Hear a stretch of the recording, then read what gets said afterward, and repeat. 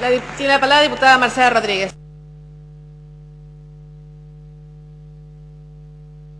Extendió el discurso.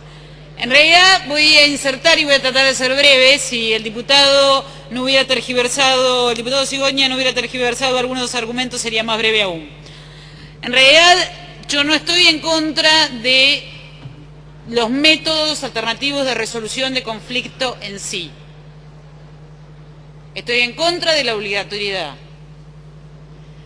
Primero, cuando efectivamente hace muchos años ya se impuso la obligatoriedad, se lo hizo diciendo que era la manera de alentar una cultura que recibiera una institución extraña a la cultura jurídica.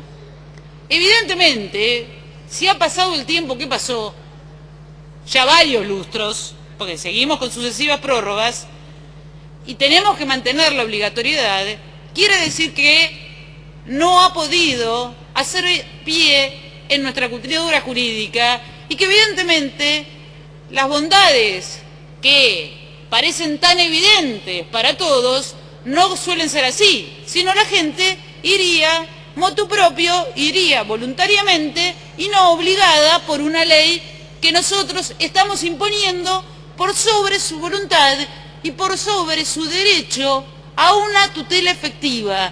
Porque lo que dice la Convención Americana de Derechos Humanos, y este es mi fundamento central, y no, como mal dijo el diputado Fukuyama, que no es el caso, sino es más Yamamoto, y después le explico qué dice Yamamoto, ya le expliqué quién era, porque no lo conoce.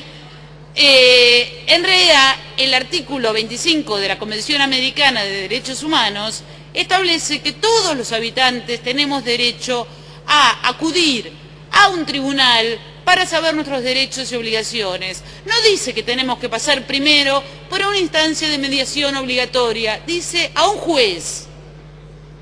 Y acá lo que se está imponiendo es ir primero a una instancia de mediación.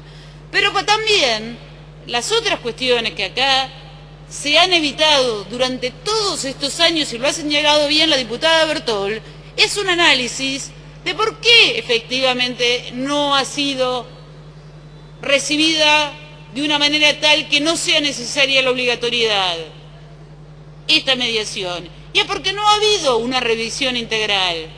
Acá se dice han tenido buenos resultados. ¿Qué quiere decir buenos resultados? ¿Que descongestiona a los juzgados? Sí, es probable, tiene menos causas. Ahora, ¿esto quiere decir una mejor protección para los derechos de las personas?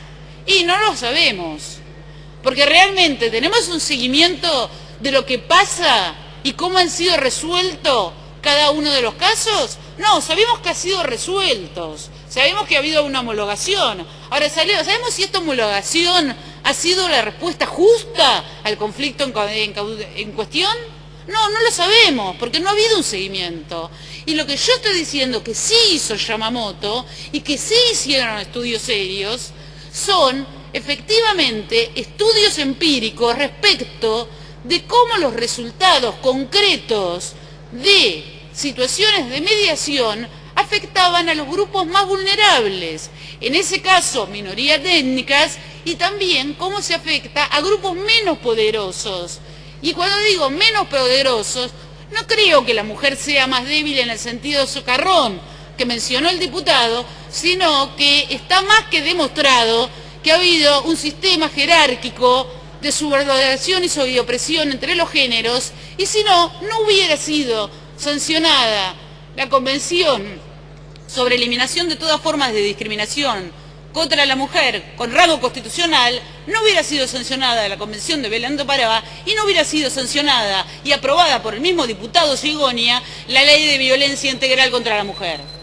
Así que creo que estas son cuestiones que marcan que sí hay diferencias de poder entre las partes. Y cuando en esta ley no se tienen en cuenta estas diferencias y, por ejemplo, se somete a mediación familiar estas cuestiones, donde a veces ni siquiera sabemos si hay casos de violencia existentes y donde puede haber, por ejemplo, que un mediador o una mediadora establezca un régimen de tenencia de niños o de visita de niños o niñas sin siquiera pasar por un juez, de acuerdo de un juez, además de todo, se está violando la Convención de los Derechos del Niño, que establece que hay que estar velando por el interés superior del niño. Y esto no se puede dejar solamente al ámbito de lo privado. Tiene que haber justamente un juez que resguarde los intereses de esos chicos. No solamente una mera cuestión de cómo los padres hacen acuerdos de bienes o hacen acuerdos, y por lo menos se requeriría una homologación de esto que pasa por una mediación. Estamos volviendo al campo de lo privado, lo que durante muchos años se ha tratado de considerar que debía ser también ámbito de lo público. Por estas cuestiones y muchas otras, pero sobre todo porque en realidad lo que está en juego son tanto la tutela efectiva como cuestiones de igualdad, es que estamos en contra de este proyecto tal como está planteado. Gracias, presidenta. Gracias, diputada. Bueno, a ver si los señores diputados toman asiento y podemos tener el quórum.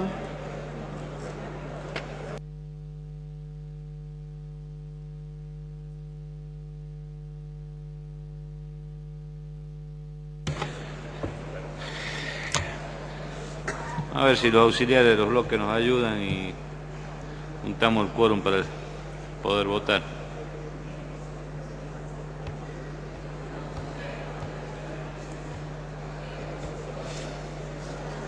¿Tocando el timbre? ¿Toca el timbre? Está tocando, está sonando el timbre.